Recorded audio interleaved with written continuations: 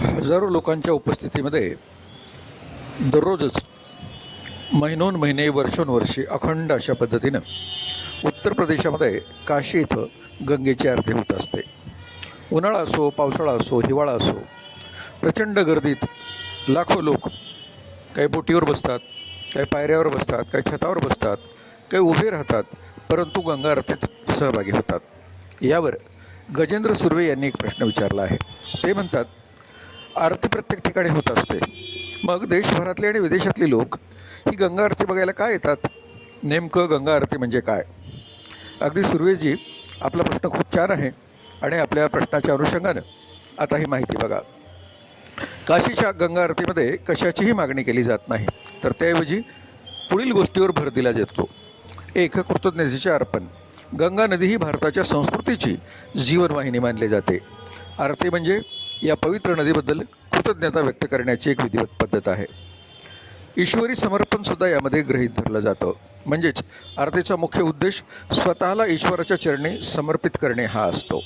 यामध्ये भक्ती, प्रकाश आणि ध्वनी यांच्या माध्यमातून एक दिव्य वातावरण निर्माण केले जाते.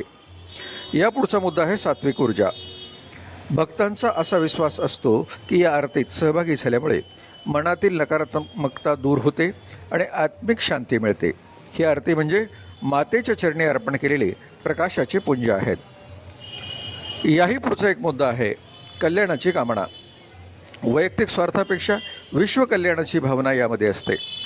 भक्तीच्या लाटेत बालून जाणारे भक्त केवळ आई गंगेचे आशीर्वाद मिळवण्यासाठी आणि आत्मिक शुद्धी करण्यासाठी येथे येतात.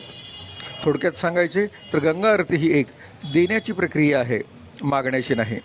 येथे भक्त आपली भक्ती आणि प्रेम गंगेच्या चरणी अर्पण करतात. असं सुंदर उदाहरण कदाचित राज्यात आणि देशात इतरत्र नसावं.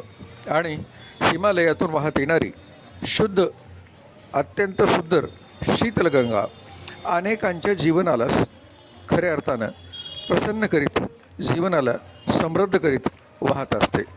ही उत्तरवाहिनी गंगा निवळ काशीवरच प्रेम करते असं नाही. काशी या ठिकाणी येणाऱ्या आणि काशी विश्वेश्वराचं दर्शन घेणाऱ्या सर्व लोकांना गंगा पवित्र करते. असंही म्हटलं जातं की गंगेत एक डुबकी मारल्यानं पाप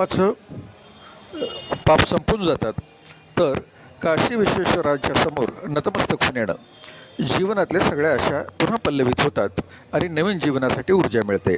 म्हणूनच मंडळी, गंगा आरती ही घेण्याची नाही, तर प्रेम, भक्ती हे समर्पित करण्याची गोष्ट आहे. अर्थात सुर्वेजी, आपण हे समजलंच असाल आणि तुमच्या प्रश्नाचं हे उत्तर आहे. मंडळी, आता गंगा आरतीबद्दलची माहिती तर संपते.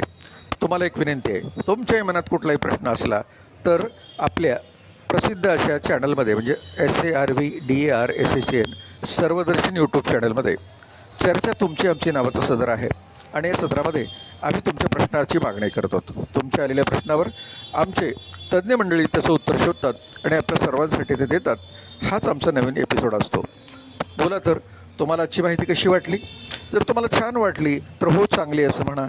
जर तुम्हाला ते त्यात ॲड काही करायचं आहे, वाढवायचं, तर तेही वाढवा. आणि निश्चितपणे तुम्ही आमचे सगळे व्हिडिओज बघा. चांगल्या वाटलेल्या व्हिडिओला लाईक करा आणि शेअरसुद्धा करा. धन्यवाद.